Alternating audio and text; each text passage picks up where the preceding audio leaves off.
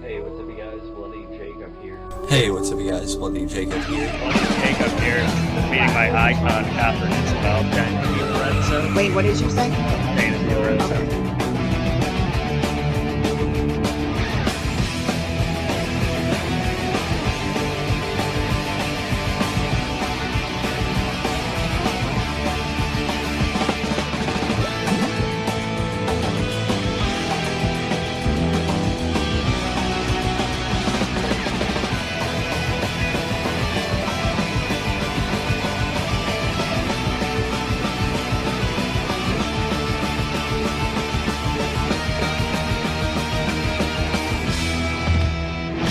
Have a good one. You guys better subscribe and watch my friend on his YouTube channel. He is kicking ass.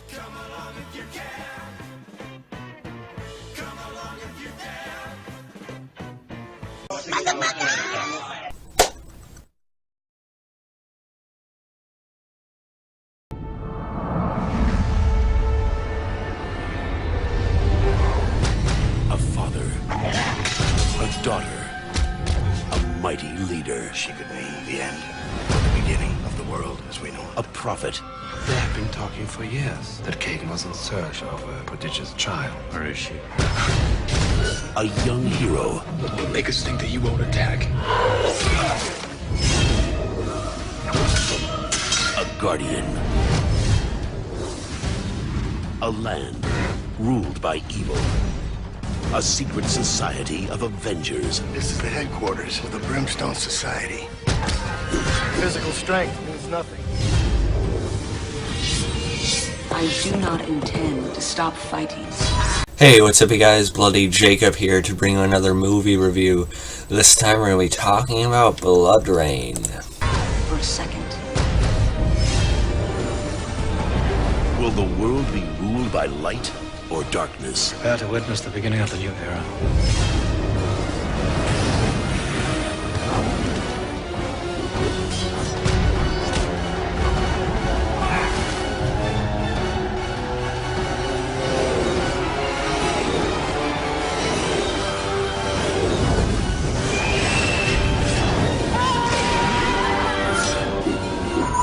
Bloodrayne. The adventure begins.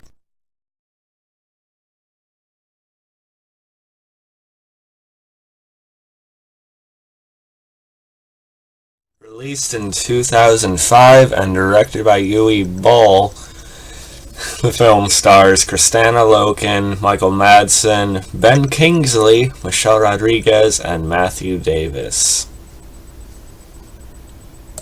So yeah, I have the unrated DVD right here. I've been very curious, or maybe morbidly curious to check this movie out for actually a few years now, but I just never did. So I finally ordered it off of Amazon. It was pretty cheap.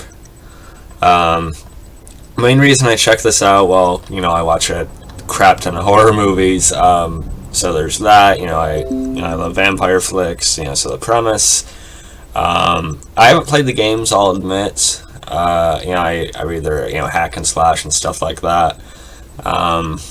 So I can't really give opinions on those or how it connects or anything. But so just besides the genre, it is. Also, I'm a fan of Kristanna Loken. I've liked a lot of work she's done, from TV show roles like Burn Notice to, asylum films like Mercenaries, Terminator 3, everything in between. She's actually a pretty good and overlooked actress, I think. So I'm actually mostly watching it for her.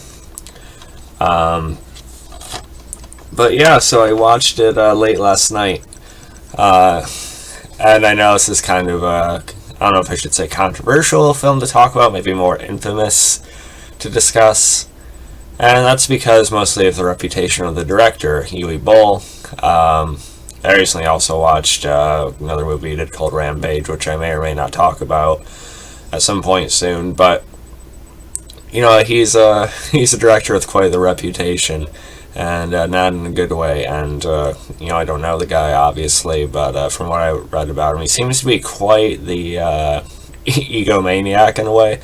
Apparently a good number of years ago he challenged some of his critics to fights and everything. He just gets really, really pissed off, apparently, when anyone criticizes his movies. He doesn't really take it well.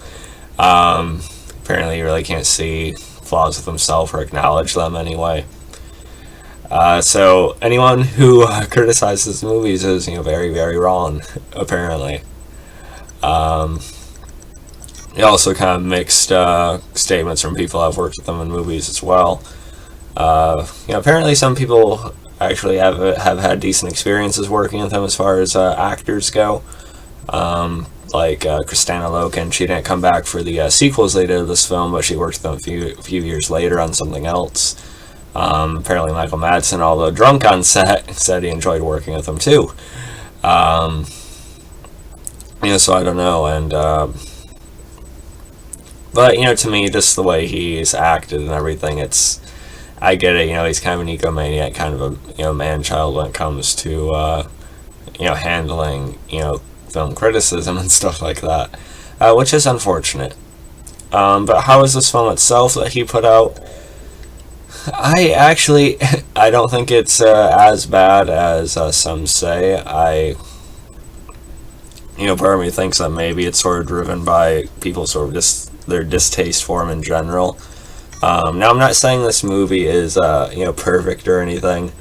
There's definitely a lot of issues, but for me, I don't think it's not the worst thing I've ever watched.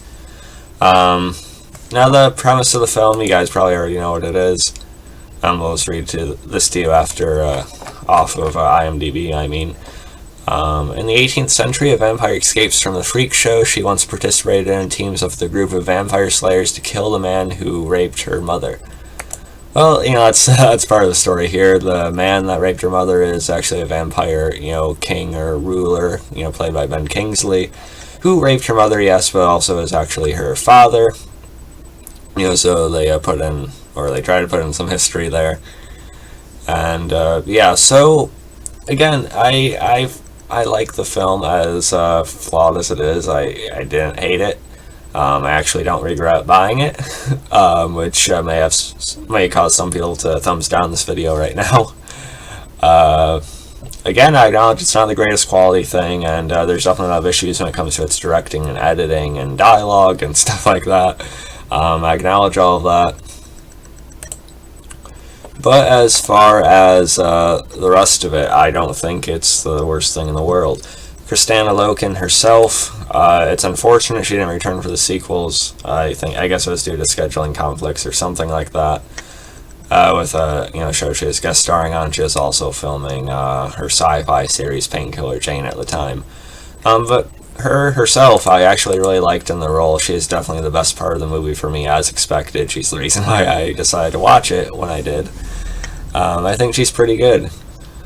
She has a presence to her. She's definitely the best when it comes to her actual performance in the movie, I think. She has a decent amount of charisma to her. She's believable as a character. And I just really, really enjoyed her. Now, as far as the rest of the cast, it's kind of a mixed bag. It's star-studded when you look at it. Ben Kingsley, Michael Madsen, Michelle Rodriguez, Matthew Davis, who is really good on the Vampire Diaries, years later. But for me, past Loken, it's kind of a mix ranging from average to pretty mediocre performances, honestly. I like Michelle Rodriguez, but here, she's just her delivery of some of the dialogue isn't very good. And maybe that's because, like I said before, the dialogue is one of the issues with this movie. And just some of the more supporting minor characters, like some of Ben Kingsley's, thralls and stuff like that, they're not very good. And Matthew Davis, I think he turned in a very good performance on the Vampire Diaries years after this. But here, I don't know if he just lacked, direction of how to, portray certain scenes or something, and this is, much earlier in his career, of course. But I feel like he was a bit, he was dull as well. Michael Madsen being drunk. It seemed like he was kind of just going through the motions in this movie. And Ben Kingsley is actually alright, A lot of people say this movie didn't really live up to the, the standard that him as an actor is, and that's, probably true. But I thought he fit here as, like the vampire ruler Kagan. I thought he actually worked in the role. He probably should have been given more to do, though, if anything. And as I said, though, it's pretty much, the movie is pretty much held up on Kristanna Loken's shoulders. If it wasn't for her, then I probably would not have liked this movie very much. It is violent, though. There's a fair amount of blood and gore, which did please me to some extent. But that kind of ties into my issues with the movie when it comes to its editing. Like you'll see like these large wounds on people, or like intestines coming out, or like some kind of big like facial scarring or something, or throat, what have you. But you'll never actually see like the hit. It's kind of weird. Like you'll see someone swing, and all of a sudden it'll cut, and you'll see like this big wound or something. And I don't know, it just doesn't line up sometimes. It's hard to explain. I hope you understand what I'm trying to say there. It just sounds like these flashbacks they tried to do. It's kind of confusing for some people.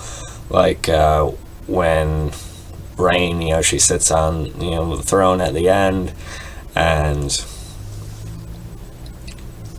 it keeps cutting back to like different points in the movie, and maybe she's just thinking about everything, and they're trying to build like the hype to this moment and everything, but it didn't really line up. Like, why are we seeing like these random moments from the movie again? Some of them weren't that important. So I was kind of confused by that as well. And I feel like they should have taken the time to explain more things about the history and everything. Maybe go a bit more into Ben Kingsley's character. I don't know. And sometimes like Michael Madsen's character didn't feel as important as he was supposed to, being this leader of the Slayers and everything. And again, some of like the actors, like some of the thralls of Ben Kingsley's character of Kagan's, and some of like the extras, they just didn't really know how to act in action, honestly. Like, you'll see them like swing swords and like chopping people up, but they're just like,